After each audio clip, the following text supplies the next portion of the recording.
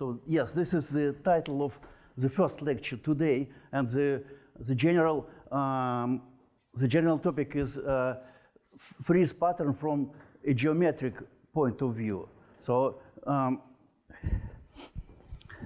as we know already, Frieze patterns have many different interpretations, different way to understand them from the point of view of cluster algebra, representation theory, and so on. And so what I will talk about, actually, it's just, I will try to develop what Coxeter explained in his the first paper about Frieze patterns. So it's 1971 in Acta Arithmetica.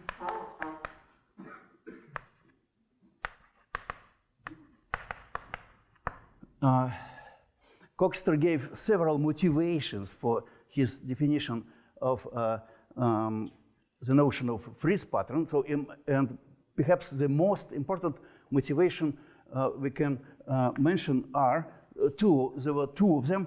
The first was, he called it pentagramma mirificum. So this is how Gauss, Carl Friedrich Gauss, in Latin, called a certain phenomenon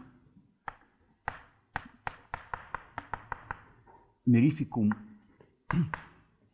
And so the second important motivation of Coxeter was a theory of continued fractions, which he preferred particular case of continued fraction, negative continued fraction.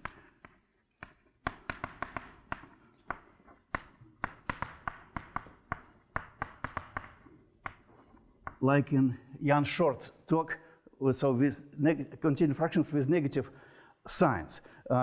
It is interesting to mention that so Coxeter was a geometer, as we know. Some called him the king of geometers, and there was another geometer who also used negative continued fractions exactly in the same year, 71. Friedrich Hirzebruch, also to describe some different geometric phenomena. So it was a kind of the beginning of a theory of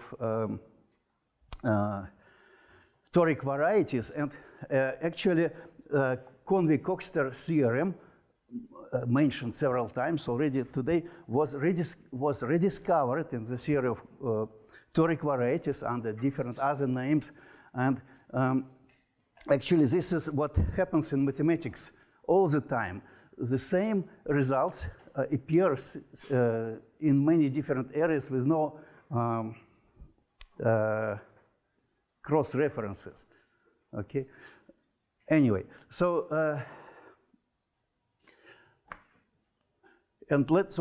let me start. So the first part will be the projective line.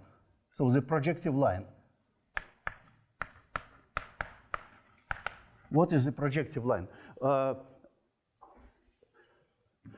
In my case, so today I will talk about real over real projective line. Mainly, it also what I am going to tell all is true for the complex case. It can be also considered with different coefficients, rational coefficients and some finite fields, but the situation becomes more and more complicated. The smaller is the field of coefficients. So what is the projective line? For me today, so I will just use the following definition. So let me take R, the set of real numbers, completed by one point, which is infinity, and equipped with an action of SL2R,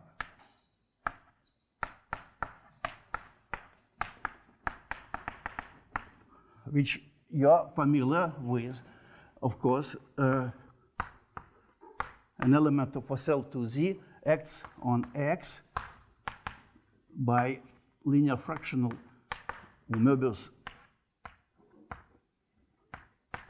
transformations. Okay, so if you take a real number, it may happen that you obtain infinity here. This is why we have to add this one extra point. So the set of reals extended by 1 point equipped with this action is it is what we should call projective line. So RP1. Right? Okay, now, so, well, Jan Short considered hyperbolic plane, and so what I'm talking about is this absolute line, the border of this hyperbolic plane. So, as you know, this action is transitive, right? It is transitive. Any point can be sent into any other point. But actually, it is even better than transitive. It is 3 transitive. It means every 3 points, x1, x2, x3, can be sent into arbitrary 3 points, say 0, 1, infinity. Usually people choose 0, 1, and infinity. Okay? Now, so the first interesting question is, so what if we have 4 points? It's not quite 3 transitive. Sorry? It's just a little shy of being 3 transitive. Huh? It's not, I mean, it's not quite 3 transitive. Well, you should be careful. You should preserve the order. Yeah. The order, yeah. Yeah, I didn't tell this, but if you know, then you are careful. If you don't know, you don't need my explanation. Okay, so 4 points. Suppose we have 4 points.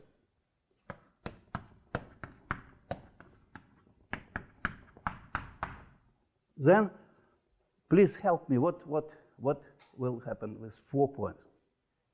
Can we send any 4 points to any other 4 points? No.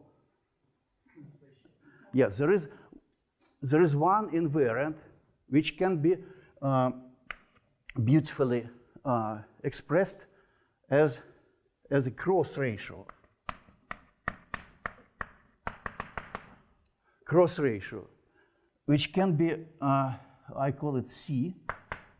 Cross ratio, C. It can be written in 6 possible ways. I choose one. Let me take x1 minus x4, x2 minus x3 over x1, x2, x4.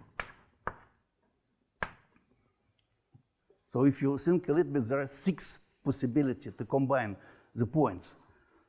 Okay, so this is invariant. So it is this number is invariant with respect to SL2R action.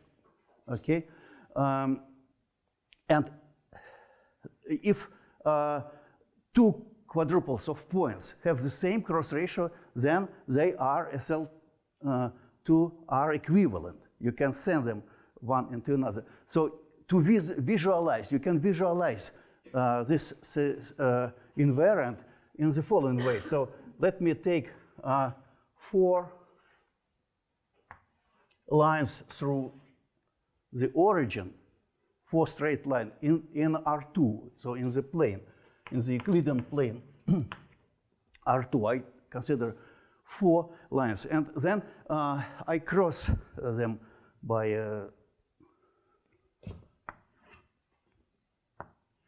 an affine line.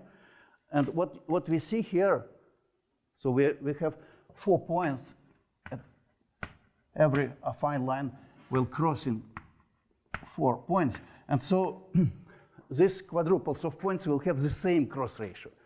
So this is a geometric way to understand what is is this variance. So same cross ratio.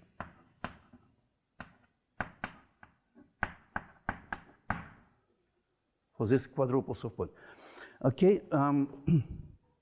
Now, what if we suppose we have now 5 points. 5 points.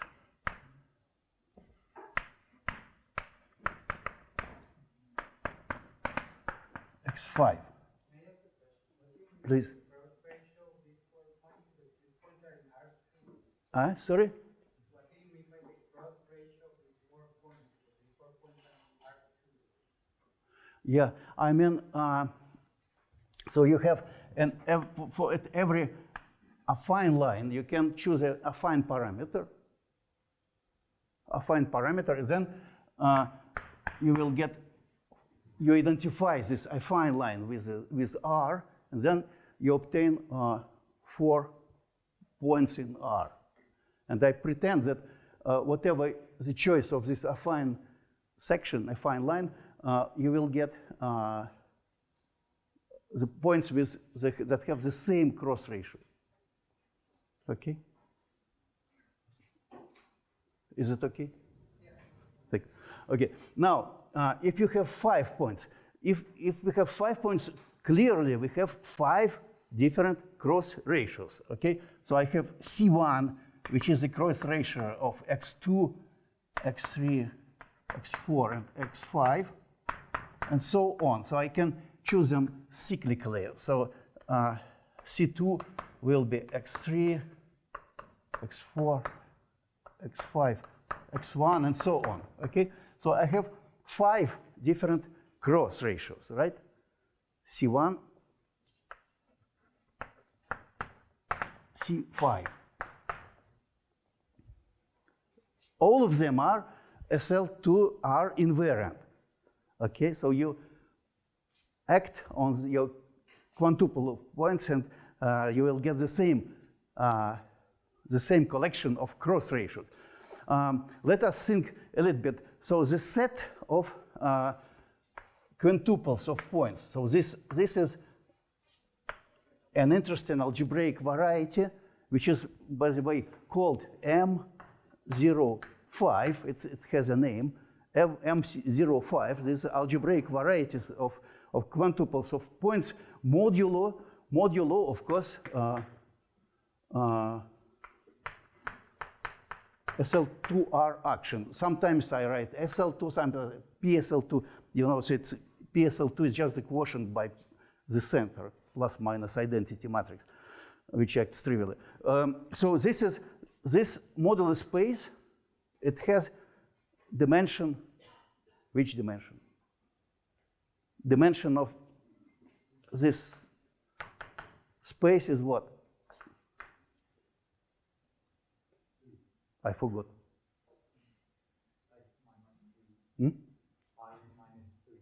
5 minus 3.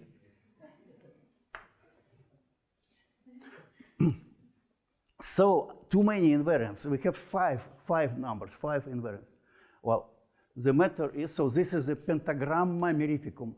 One way to formulate pentagramma mirificum is that actually these cross ratios satisfy this system of quadratic equations. Okay, well, this is where should we start? We should start. So this is just the simplest non-trivial example of Coxeter Frieze pattern. So we by the way, can we can see the glide symmetry here, right? So this is a Frieze pattern, 2 Frieze pattern. Every 2 Frieze patterns of Coxeter has this way. Okay. Now, so this is what happens in the projective line. So I will generalize this. I will generalize this for any Frieze of any weights. Here we have two non-trivial lines, but I will take any number of non-trivial lines in the Frieze pattern, and also I will consider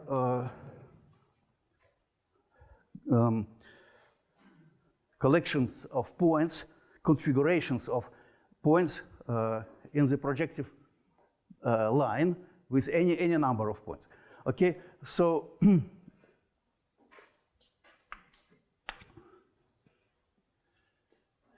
this is part B.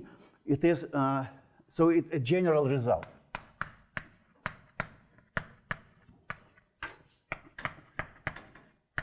The first general result we have. So once again, so let me call F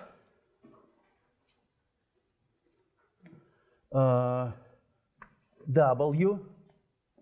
Well, W will be always equal n minus 3. W comes from the widths. So Frieze patterns, all the collection of Frieze of widths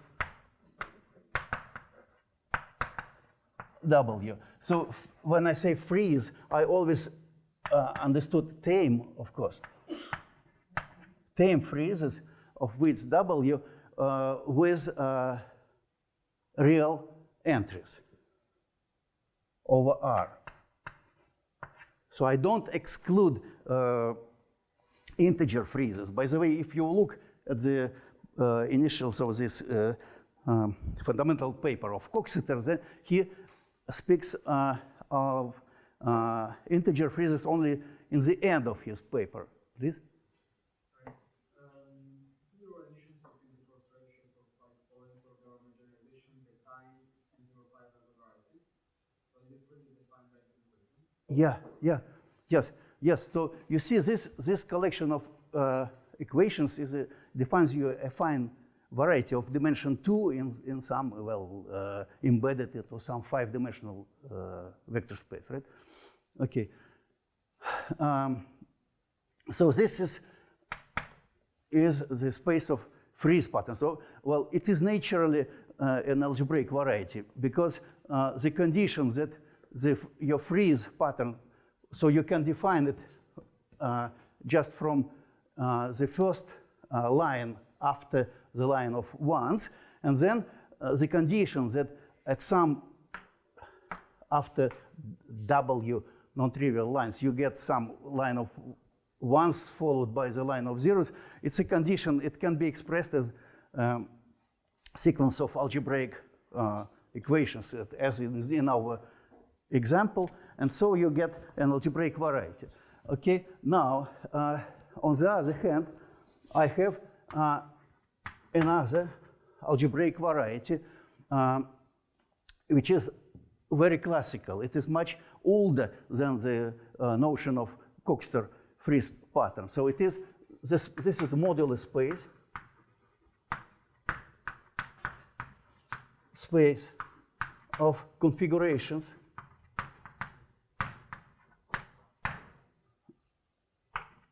of points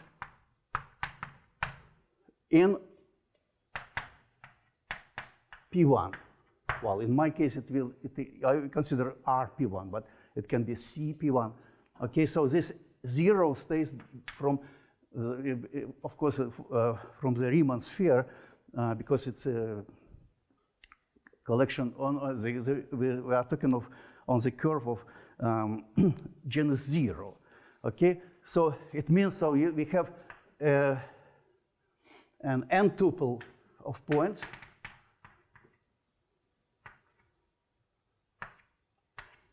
and we consider this collection modulo this SL or PSL to R action.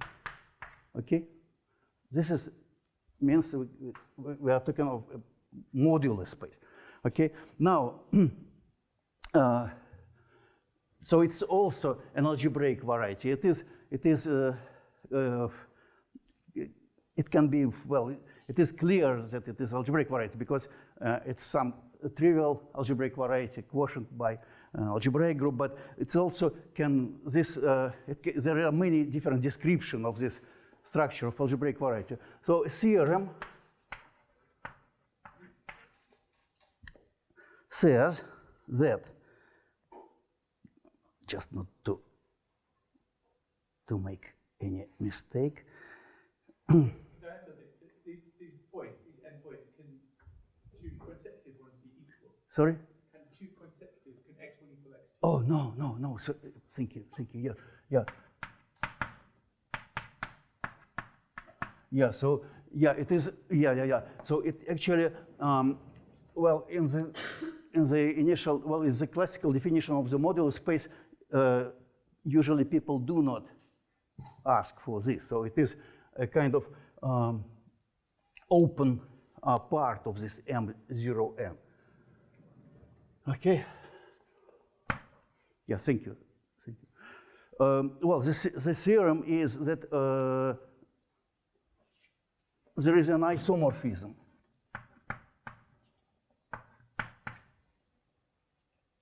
between friezes of width n-3 and this M0n. In the case n is odd. Okay, and if m is even, I will explain that there is a natural projection from friezes to the modular spaces of configurations. Canonical projection if n is even. But it's not one-to-one. So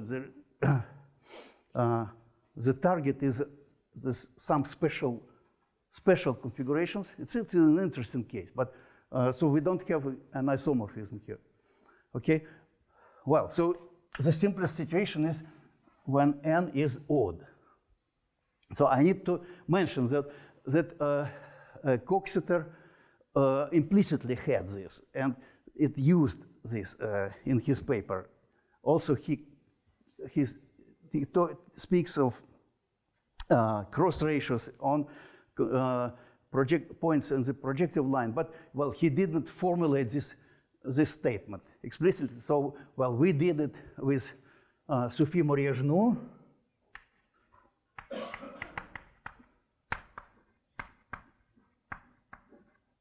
Sergei Tabachnikov, and myself, in our paper about two friezes.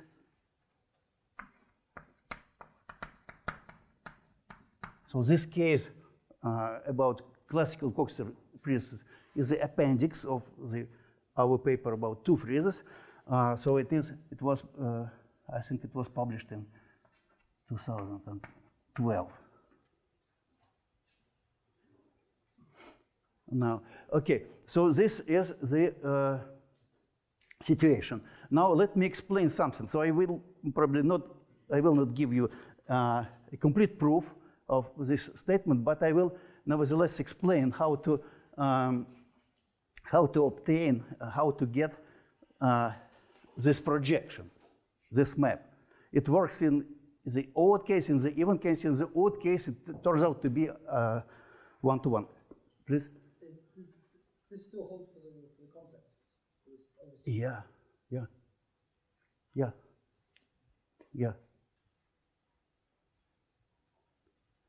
Okay. Well, okay.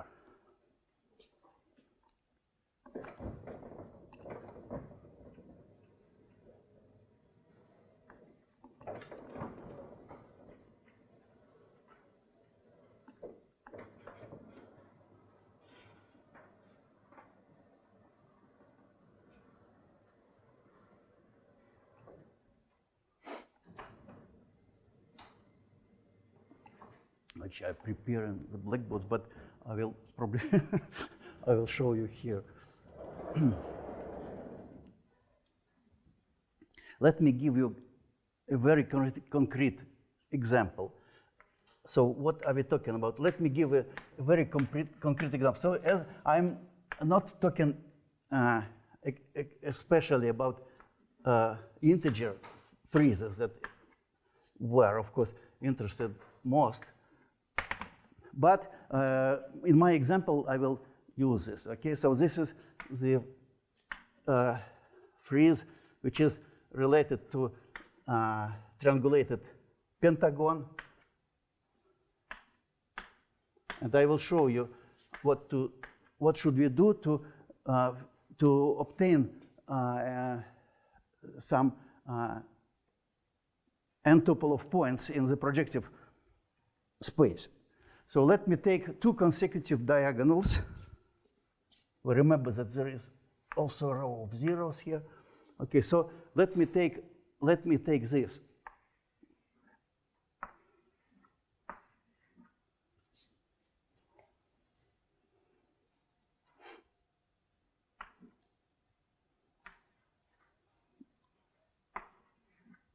Row of diagonals. Now, I haven't yet explained, but it was already in the lecture of Jan Short, I think, that if you want to continue, you can continue this frieze here. So, so here is 0.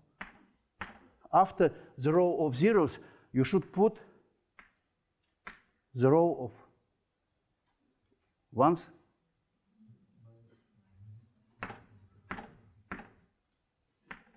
Minus ones. And then we repeat in an anti-periodic way. So you see, you look at each diagonal, the diagonal will repeat with the minus sign. Okay, so I continue.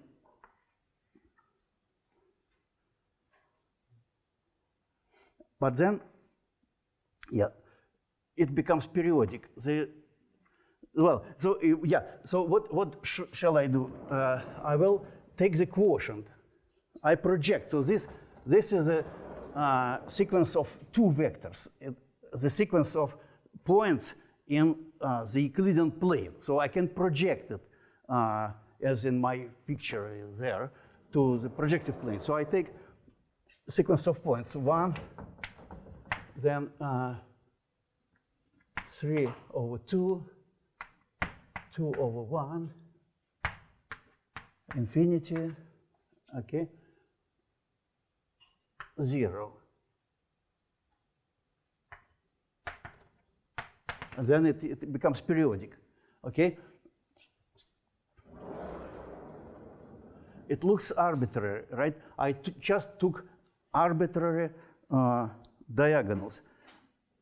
But I can do the same for another pair of consecutive diagonals here.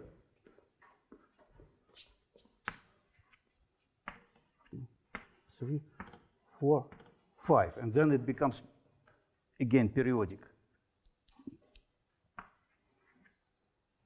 You understand? So another choice would be to take these points. 0, 1/3, 1/2, 1, infinity, and then it is periodic. Okay, so it's absolutely not obvious if we look at with a naked eye why are these quintuples of points are SL2 equivalent. So the claim is that there is a matrix, there is an element of SL2R, which sends one into another. Okay, so of course you can send probably 3 point to 3 point, right? But what about the two remaining points? It turns out that they will be also sent to the corresponding 2 points. So this is a statement. And Coxeter considers this, actually. This procedure is due to Coxeter. Okay, well, so we just formulate it in a more formal way. Now, the last ingredient, the last technical ingredient I will Yeah, I wanted to mention, however, that the fairy n-gons that Jan Short used and mentioned and used in his lectures is a particular case of what we have. Actually, in my example, you see we have sequences of positive rational numbers, and all two consecutive rationals will be connected in the fairy graph. You see the determinant is either 1 or -1.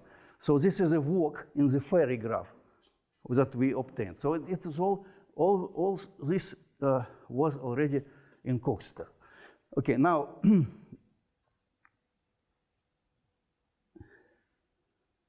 yes. I wanted to mention one nice thing that will be useful. So how about the cross ratios? The cross ratio is just it's the main part of the projective geometry, at least in the one-dimensional case. The cross ratio is absolutely fundamental. It is elementary.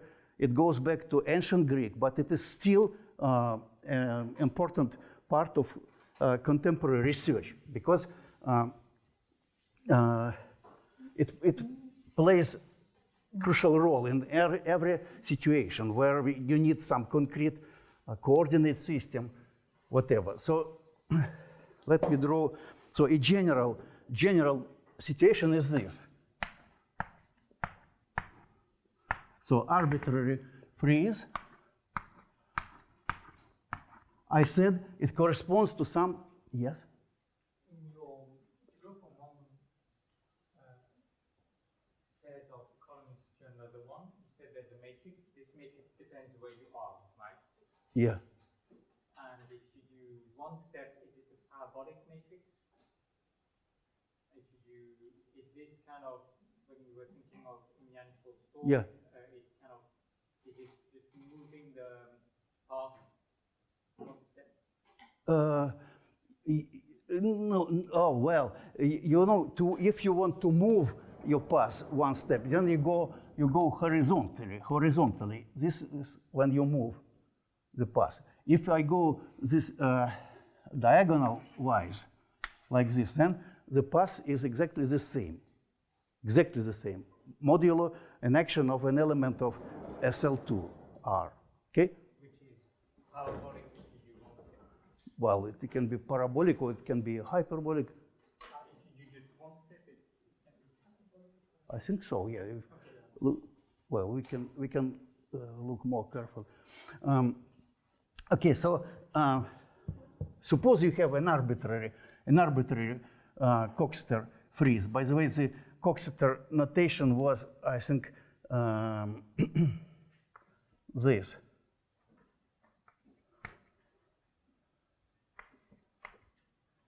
Three, 1, and so on. So he used the diagonal labeling of the elements. So we say that every Frieze corresponds to some n-gon in the projective line. Okay, so n-gon produces cross ratios.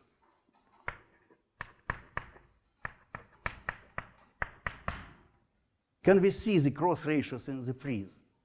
The answer is yes. Yes, yes, yes, and yes. So the cross ratios are actually here.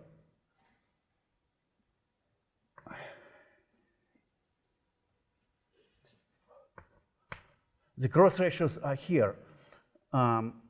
This is A1. This is the first cross ratio. The cross ratio of, so this is the first cross ratio. Then the next cross, so the cross ratios come here.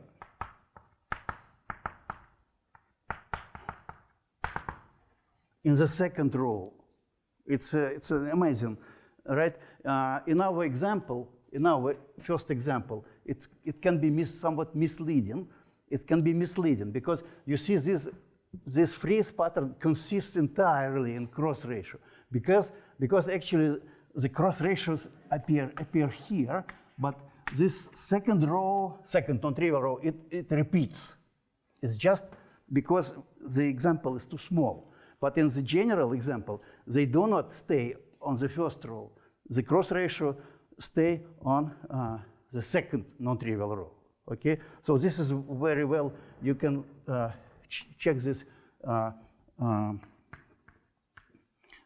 in Sophie Morier-Genoud.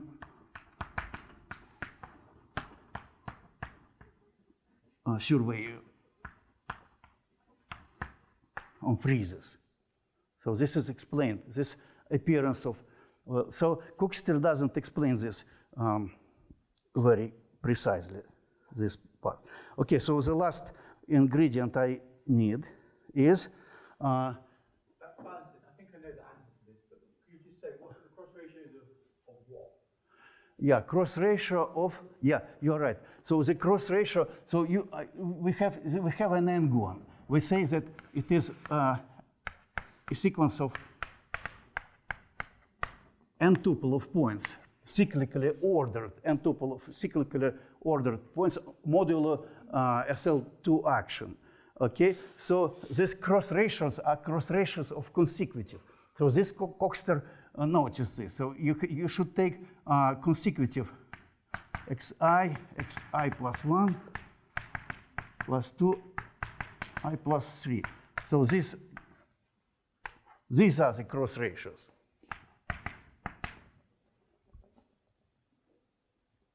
You take consecutive, but so they are cyclically ordered, of course, because everything is n-periodic.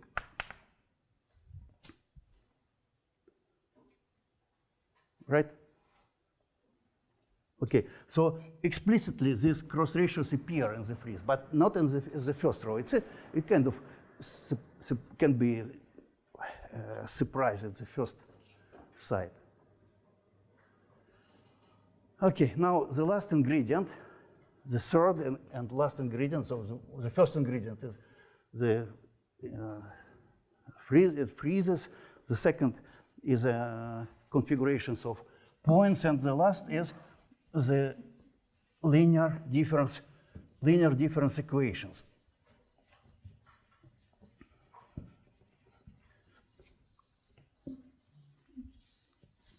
Linear difference equations. It's also very, very old and important notion. So everything I'm talking about is very, very old notions, but somehow the relations are not too old, not that old. So I don't know which A, B, C maybe. C, so linear difference operators or equations. So, or you can say linear recurrences. Given a sequence AI, infinite sequence Fi of real numbers, which can of course be integer, which is n-periodic.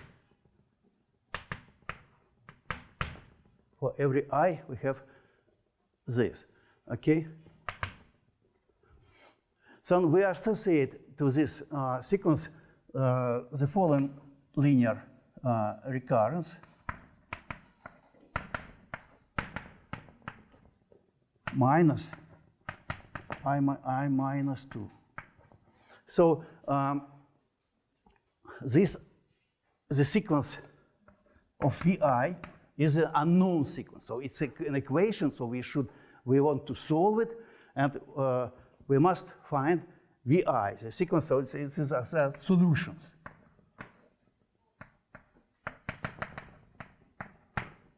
Well, of course, these equations are known for hundreds of years, and they have many different names. So it's known as a discrete Schrödinger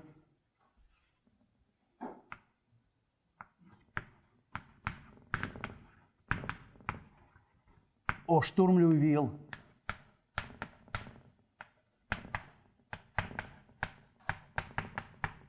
or Hill equation. Sturm-Liouville-Hill equation.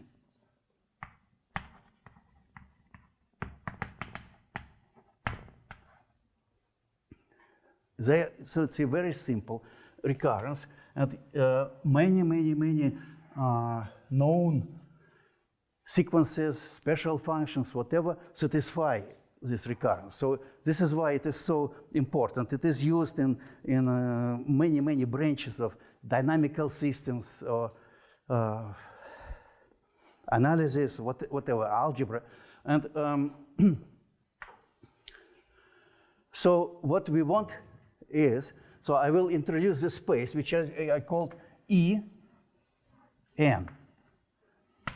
En is the space, the set, or actually variety of equations of this form with one condition, such that all solutions are n anti-periodic.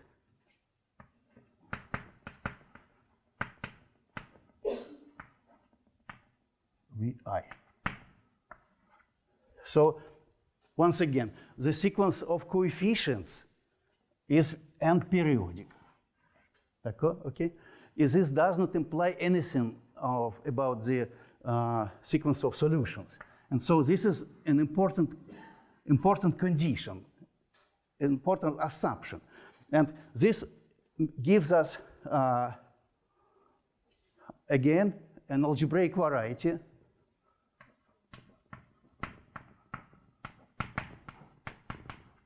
of dimension n-3.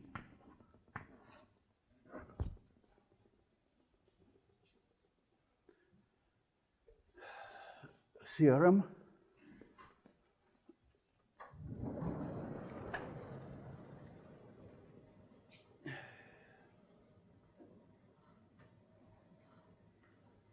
is that this is always for every n, this algebraic variety is isomorphic to the variety of friezes. Okay? So this is a part of our theorem. The second word. Yeah, the second.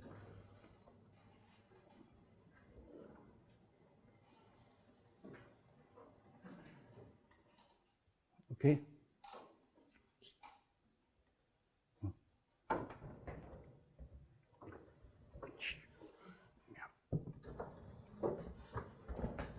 Okay, now you can see. So the second, well, the part of the theorem that this space of friezes of width n-3 is always equivalent as a variety to our variety En of these recurrences with additional condition that the solutions are anti-periodic. Okay, this is of course connected to what we said here. We said that if you want to extend your frieze, if you want to continue, you should take anti-periodic diagonals. Okay. Well, so once again, where are on the frieze? If you look at the frieze, can you determine where do you find your recurrence equations? Where they are? Well, actually, the coefficients are here. These coefficients, the coefficients of our linear recurrence appear in the quiddity row. The second row of the frieze, the first non-trivial row, consists in the coefficients of our equation. And where are the solutions? Actually, solutions are here. Solutions are here. So let me start here. So this is the solution. The space of solutions is two-dimensional, okay? Because the recurrence is of order 2. So you can choose any arbitrary initial value. So let me take V0 is 1, V0 is 0, 0, 1. Then starting from V2, it will be determined. So V2 is here, V2. So here I should take A2, okay? Then you will have V3 at this position, V4, and so on, okay?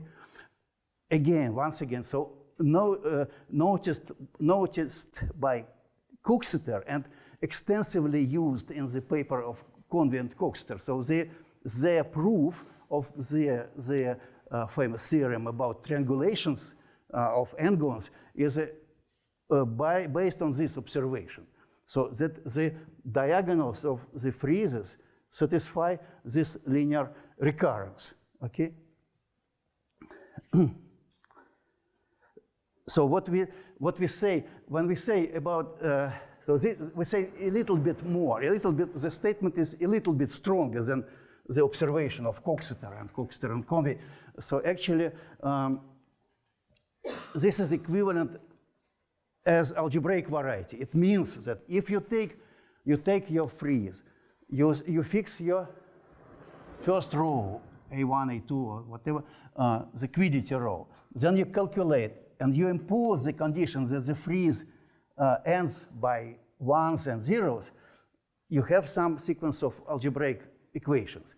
If you take linear recurrence and you suppose that all solutions are antiperiodic, you also have some algebraic conditions. They are the same. So this is what we claim. So the conditions are exactly the same. Well, so this is what we have for the classical Coxeter friezes. And so we will use it. So we will generalize it. We call it the triality. Triality. So the triality is this, once again. So I just, the resume of what I explained. So the space of friezes is the same as the space of linear recurrences. It also can be projected naturally to the space of configurations, or the space of n-gons, configurations of n-gons. And it becomes an isomorphism one every second time. So when n is odd, it will be isomorphism, otherwise it is not. So this is what we call triality with Sophie and Sergei. And so we use it. We use this triality is very useful. It was it was used by Sophie Morier-Genoud when she counted friezes over finite fields. Okay, today I work over reals, but most of the statements remain true for other fields of coefficients. And so Sophie used the triality. Actually, in this case, it is not very difficult to count the number of points in the modular space of n-gons, in the space of configurations. It's not very difficult. You just figure out how many different points you can obtain, you quotient by the group action, and you get the number. And this gives you the number of friezes, at least when n is odd. If n is even, then Sophie made some adjustment to obtain her formula. So this is actually was the starting point of a very active area. So many people, including Jan, Mikhail Kunz, worked on generalized this result of Sophie and counted as a kind of friezes. So, well, it was also used for to give some properties to study SLK or K+1 friezes. So this notion is due to Bergeron and Reutenauer in 2010, I think. So this will correspond to the same triality will hold in this situation for this SL3, SL4, and so on, friezes. So the configurations of points will be in the projective space, which is sometimes even more interesting than to just to work in one dimension on the line. And yeah, and linear equations will also be straightforwardly generalized. Okay. Well, so it was also used to by Sergei and Tabachnikov and Sophie Morier-Genoud and myself to define what we call super friezes.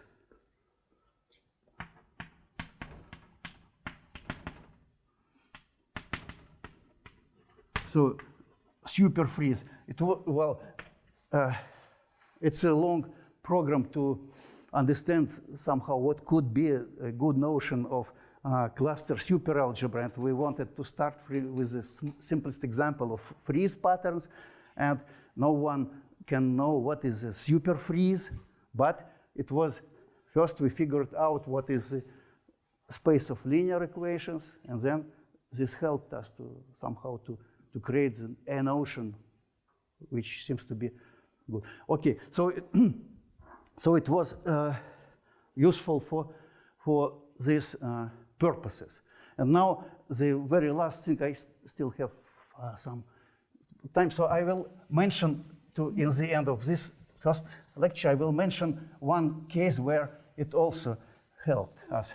Oh yeah, to continue the list, it was also very useful when we worked on Q-deformed rationals and Q-deformed real numbers, which is now the main subject of our research with Sophie. So, okay, now let me just mention one particular class of Frieze patterns, which unfortunately is not very popular, and so maybe this is a good moment to to try to popularize it, to advertise a little bit. So suppose let me consider the friezes of the following class. So it starts as the frieze of Conley.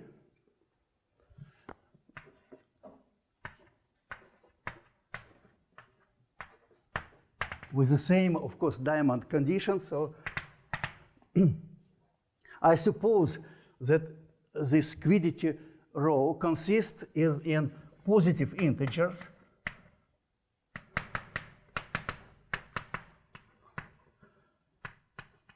The frieze is tame. It ends by some row of ones.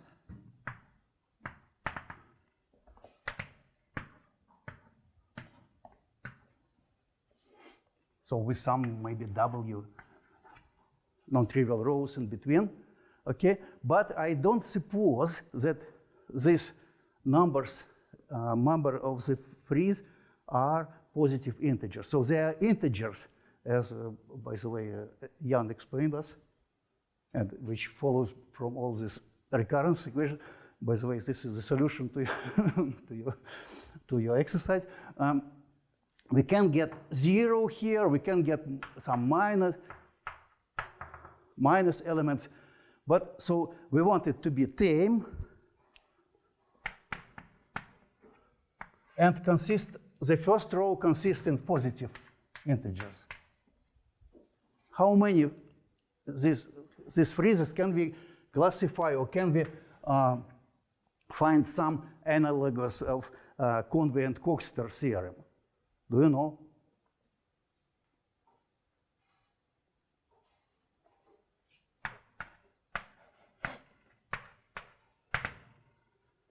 So So it is a variant of Conley and Coxeter statement. So these friezes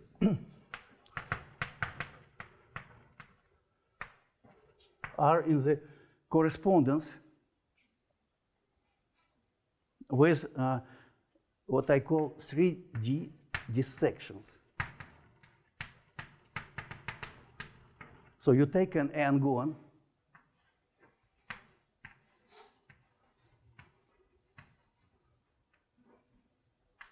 and then what you do with this n-gon, you can triangulate it.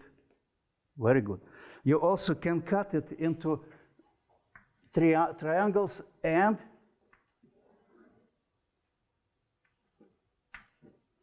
hexagons. You also can cut it into triangles, hexagons, and nonagons. And then you can dodecagons, and then I don't remember the Greek spelling for that. Very good. And then you do the same. You count the quiddity, the number of sub-polygons at every vertex. You put it in the first row, and what you get is a tame frieze, Coxeter frieze, without this additional condition that all entries are positive. Okay? And every such frieze will be obtained by this construction. Okay? I don't say that there is one-to-one correspondence because actually two different dissections of this form can produce the same quiddity. This is different from the triangulation. When you see, every triangulation is completely determined by the corresponding quiddity. Here, this is not the case. So there is one-to-one correspondence between friezes and dissections, but two different dissections can produce the same quiddity, the same frieze. Well, nevertheless, this counting problem is more difficult. It's very difficult. It is not exactly so it contains Catalan numbers as the very first stratum, but it has many other strata. So it was counted by Charles Conley and myself in a recent paper. Okay, so this is what I wanted to say to you. So this also was the case where this triality played an important role to allow us to count this kind of friezes. So thank you very much. So next time I will explain how this triality can help us to define natural classes of friezes, to study them, and sometimes to count them. What this kind of questions. Thank you.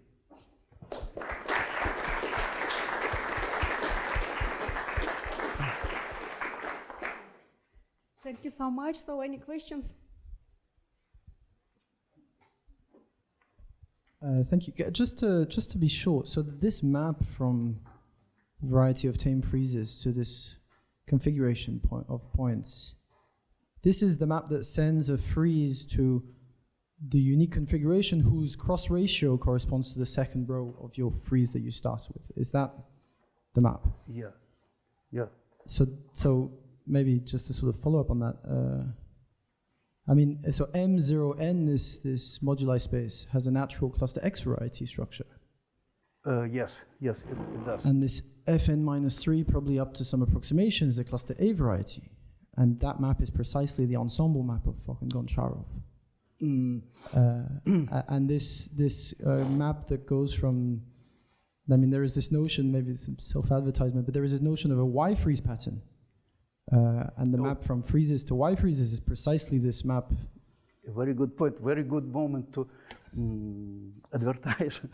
No, well, I mean, but it's just that M0n is naturally everybody X. should look at the one of the last issues of the Mathematical Intelligencer, where beautiful notion of Y friezes were due to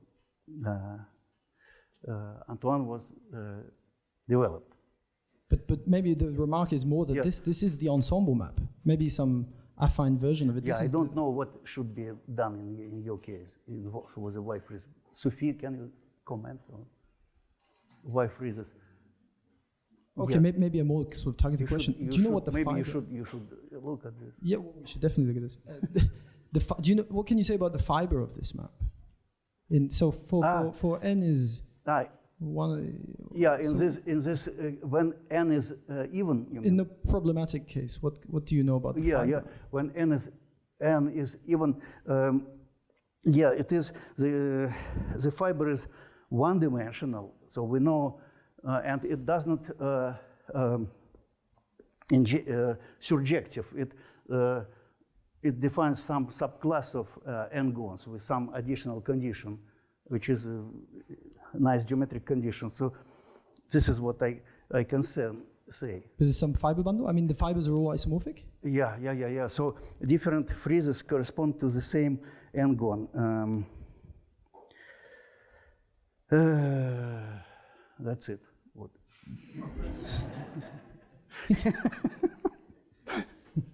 Any other questions? And do you get a similar description of the boundary components of M0n in M0n bar? So if you see M0n as an open subset of M0n bar, do the boundary components... Good point. Yeah, of course. Yeah, everybody is interested not exactly in this space. Well, first of all, the most popular case, of course, is complex numbers, and then there is a compactification of Deligne, Mumford, and other people. It's a very famous space. I have no idea what happens to the friezes. So there is some degeneration. So there are some kind of Coxeter type friezes which are degenerate somehow. Maybe I have no idea. Ratios can become 0 or infinity because Yes, something like that. Yeah. So some kind of friezes with where one condition is dropped, maybe infinity or maybe 0. Yeah, I don't know. No one ever looked at this. Yeah, what I wanted to maybe even comment that actually it was used, but not very much. This triality was not studied sufficiently. Especially this equivalence was not studied because there are now many works about friezes. In the infinite case, so people study growth of the friezes. Okay, some properties of these entries, and there is a huge theory of behavior of solutions of linear difference equations. It is classical, and there are books of 800 pages that I saw once that they study Sturm. There are Sturm theory of behavior of solutions, oscillations, the growth of solutions. All this should be checked because maybe many information can be perhaps said about friezes, or maybe even some results can be interpreted in one way or another way. So maybe some information about linear difference equations. So this is what I said. So mathematics is a fractal structure. The mathematical community is fractal because people do not communicate with each other. So analytic people don't talk to combinatorists. Combinatorists don't talk to geometers, and vice versa. sometimes it can be useful and interesting. So on N0N you've got a symplectic structure. Yeah, symplectic or pre-symplectic. You know, it can be degenerated. If n, For N is odd, it's symplectic. yeah, if n is odd, it's symplectic. And for N even, For it is one, it has one-dimensional kernel. and is that what you need to Yeah. This is, here it's symplectic? yeah, this is the quotient, by the way. This kernel is a quotient. So this 5 is Yeah, which I am unable to describe explicitly, but this is a quotient. The fiber, I mean, this. Right, you're right.